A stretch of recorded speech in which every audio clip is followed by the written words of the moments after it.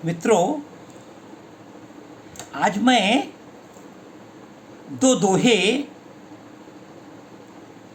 जिन्हें अधूरा किसी और ने लिखा, अर्थात दो चरण किसी और के और दो चरण रहीम ने लिखे। दो चरण का मतलब एक पंक्ति, दोहा कहते हैं ना। बड़े विचित्र दोहे हैं, ऐतिहासिक पौराणिक कथाओं से परिपूर्ण हैं। हम तो यही कहेंगे, देखने में छोटे लगे घाव करें गंभीर वाली बात है रहीम के इन दो दोहों में। पहला दोहा, जिसकी आधी पंक्ति संत शिरोमणि गोस्वामी तुलसीदास जी ने लिखी और आधी पंक्ति रहीम ने लिखी थी। अब वो दोहा किसका कहेंगे? बहुत सारे हमारे मित्र साथी जानते होंगे। बड़ा प्रसिद्ध दोहा है, सुरतीय नरतीय नागतीय सब चाहत अस होए। अर्थ क्या हुआ? कहा जाता है, गोस्वामी तुलसीदास जी के पास एक कोई व्यक्ति निर्धन था,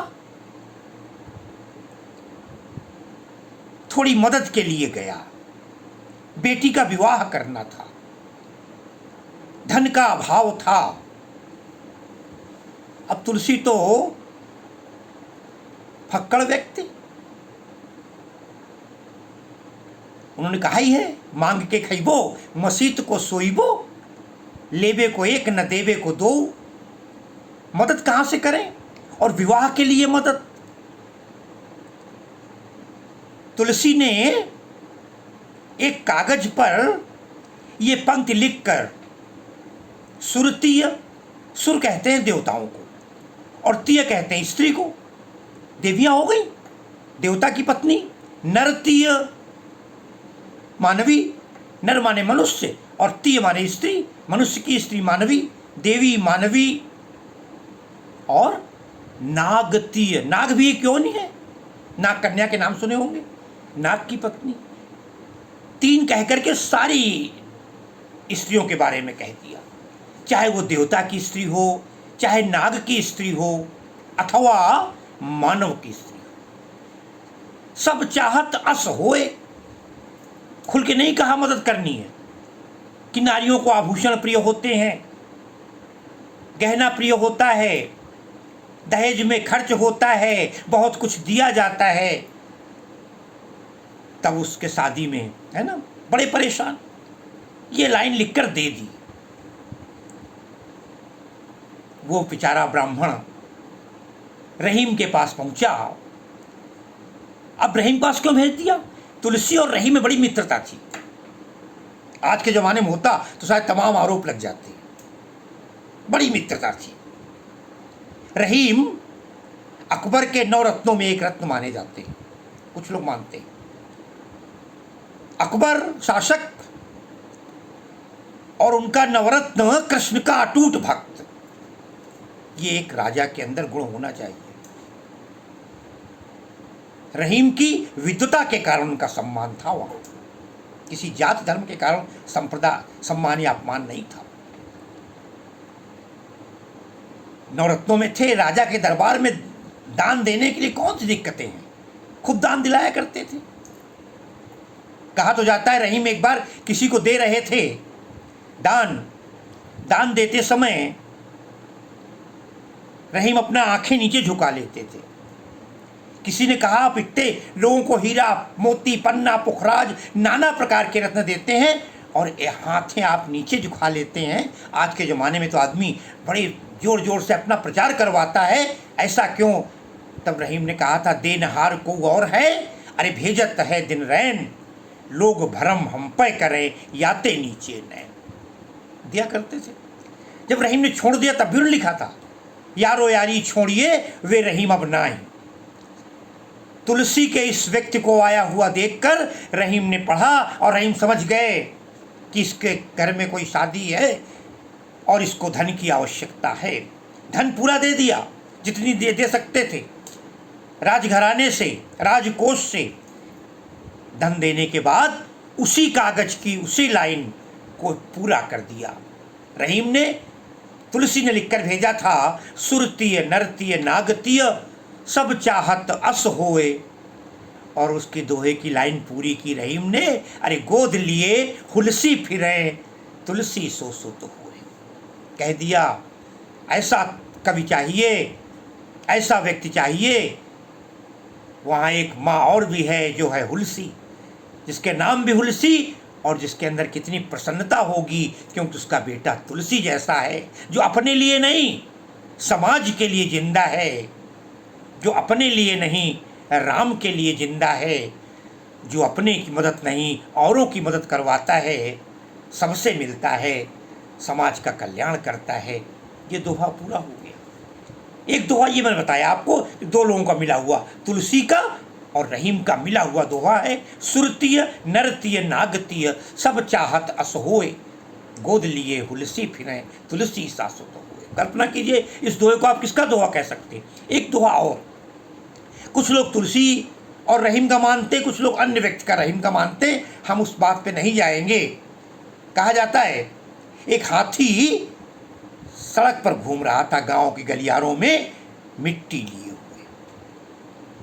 गांव में मिट्टी होती, धूल उड़ती है, और ऐसे ऐसे करके वो अपनी सूंड चलाता था। हो सकता है कुछ खाने को ढूंढ रहा हो, कुछ मिल जाए, और जब कुछ मिल जाता तो अपने सूंड को उठा करके अपने माथे पे लगा लिया करता था, यहाँ पर खाने की जगह तक ऊपर तक ले जाया करता था बार बार। रहीम से प्रश्न किया गया, कुछ लोग कहते तुलसी ने पूछ लिया था, कभी गए होंगे मिलने, कुछ लोग कहते किसी और ने कहा। पहली लाइन, धूरी धरत निज शीश पे कहू रहीम कही काज।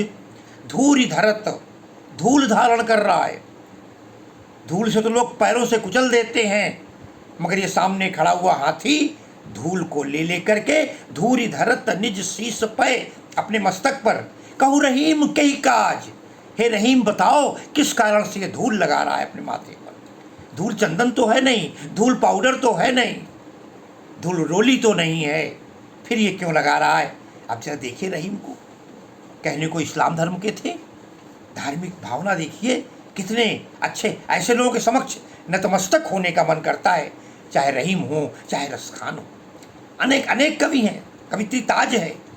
साथियों, रहीम ने क्या सुंदर उस लाइन की पूर्ति की है।